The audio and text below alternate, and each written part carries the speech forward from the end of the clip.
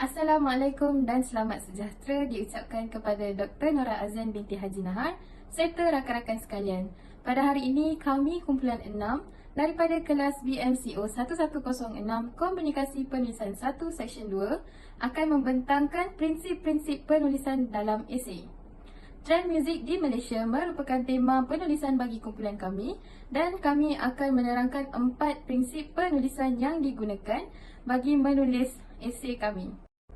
Sebelum memulakan pembentangan, saya akan memperkenalkan kepada anda semua ahli kumpulan 6 yang terdiri daripada saya sendiri, Aimi Najwa binti Nazmi, Aminah Syazriana binti Alimin, Afifah binti Mukhtar dan Nur Fadilah Fazira binti Zahid.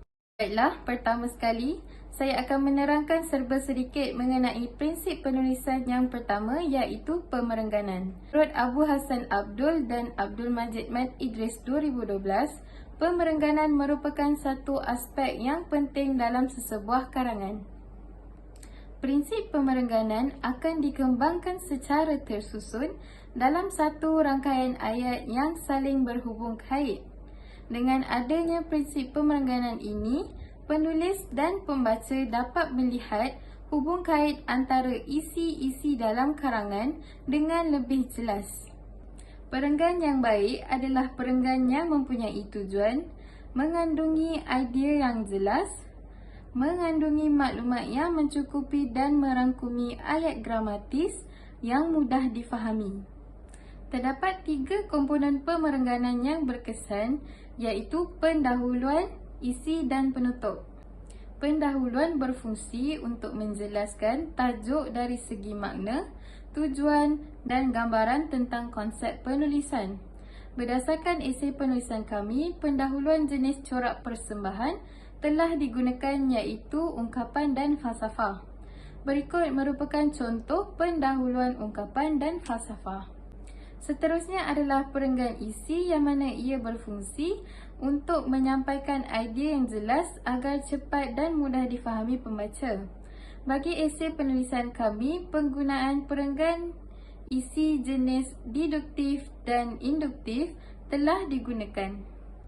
Hal ini demikian kerana kami telah menggunakan perenggan yang dimulakan dengan ayat topik, ayat huraian, ayat contoh, ayat sokongan dan yang terakhir adalah ayat rumusan. Komponen pemerengganan yang terakhir adalah penutup, yang mana kedudukan penutup berada di akhir perenggan bagi setiap karangan dan berfungsi untuk mengakhiri penyampaian idea penulis. Sekian sahaja daripada saya, terus kepada pembentang seterusnya. Baiklah, saya teruskan lagi pembentangan ini dengan prinsip penulisan yang seterusnya iaitu penjelasan atau lebih dikenali sebagai kejelasan dalam sesebuah penulisan. Menurut Nur Atikah 2005, penjelasan membawa maksud mudah dibaca, mudah difahami dan tidak samar-samar dengan menerapkan ciri-cirinya. Ciri-ciri yang dimaksudkan ialah penggunaan ayat yang ringkas dan mudah difahami oleh pembaca. Azhar Abdul Hamid 2001 pula, perenggan yang dibina mestilah mempunyai ayat yang tepat, tidak melirik-lirik, mempunyai istilah yang konkret, tidak kabur, tidak terlalu umum, pemilihan perkataan yang sesuai dan penyusunan idea yang teratur. Selain itu juga, prinsip penjelasan ini turut mempunyai konsepnya yang tersendiri. Antaranya ialah penggunaan bahasa formal, perkembangan idea yang logik, penulisan ayat yang jelas serta penulisan secara objektif. Ini saya sertakan sekali dengan contoh petikan yang menggunakan prinsip penjelasan. Melalui petikan ini, kita dapat lihat bahawa terdapat susunan ayat yang jelas dan tidak berbelit-belit kerana idea utama yang disampaikan oleh penulis dalam perenggan ini mudah difahami. Selain itu, idea turut dikembangkan mengikut urutan secara berobjektif. Hal ini dapat dilihat dengan susunan isi penulis yang tidak berterabur dan disertakan sekali dengan contoh.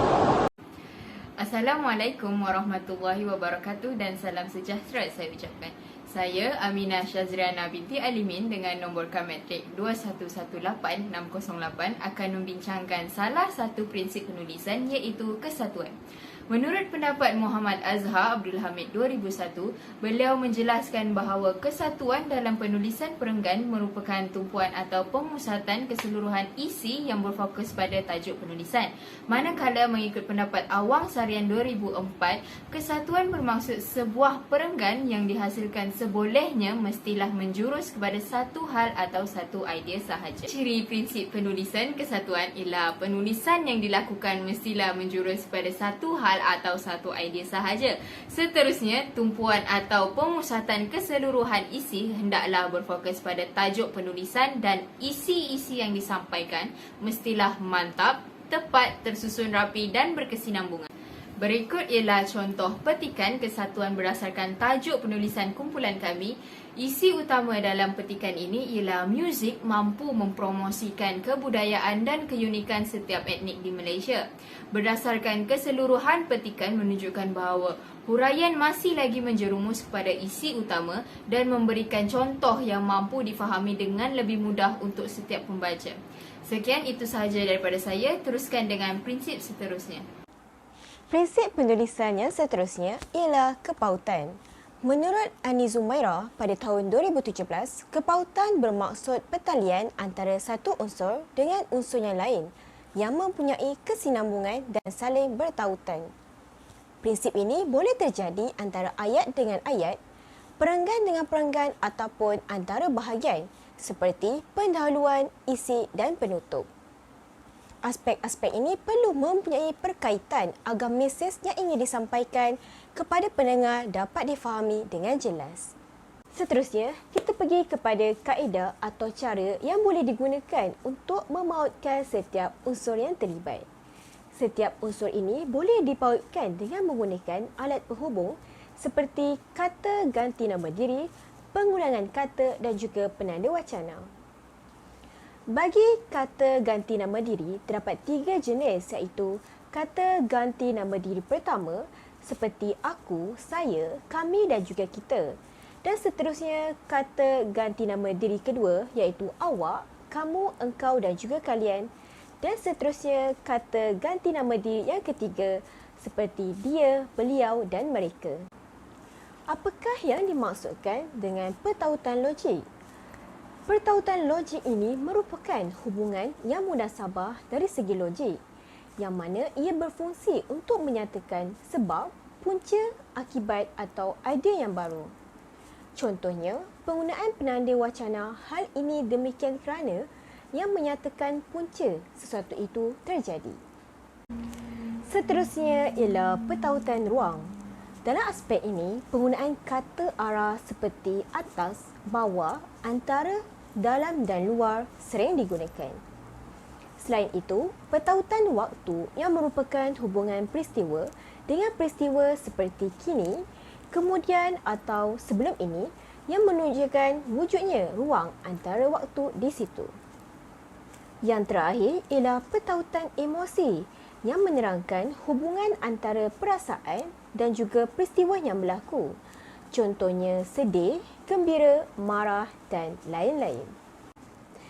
Mari kita lihat kepada contoh rencana kepautan. Jika kita lihat terdapat penggunaan kata ganti nama diri ketiga iaitu mereka yang telah diwarnakan dengan warna ungu. Kata ganti nama diri mereka ini telah merujuk kepada masyarakat pada ayat di perenggan sebelumnya. Walaupun menggunakan perkataan yang berbeza, tetapi pembaca masih dapat memahami perkaitan antara kedua-dua ayat tersebut. Kemudian, kita beralih pula kepada kepautan penanda wacana. Di dalam rencana ini terdapat 3 pertautan iaitu logik, ruang dan juga waktu. Bagi contoh logik, penanda wacana ditambah pula dan seterusnya yang telah diwarnakan dengan warna merah jambu digunakan untuk menyatakan idea yang sebaliknya. Selain itu, terdapat juga aspek pertautan ruang yang mana telah diwarnakan dengan warna biru. Kegunaan ayat ini menunjukkan penulisan yang ringkas tetapi masih boleh difahami oleh pembaca. Dan akhir sekali ialah pertautan waktu yang telah diwarnakan dengan warna oranye. Contohnya, ayat sejak dahulu lagi yang mana penulis hendak menyatakan bahawa sikap sopan santun masyarakat masa kini yang semakin terhakis berbanding zaman atau waktu sebelumnya.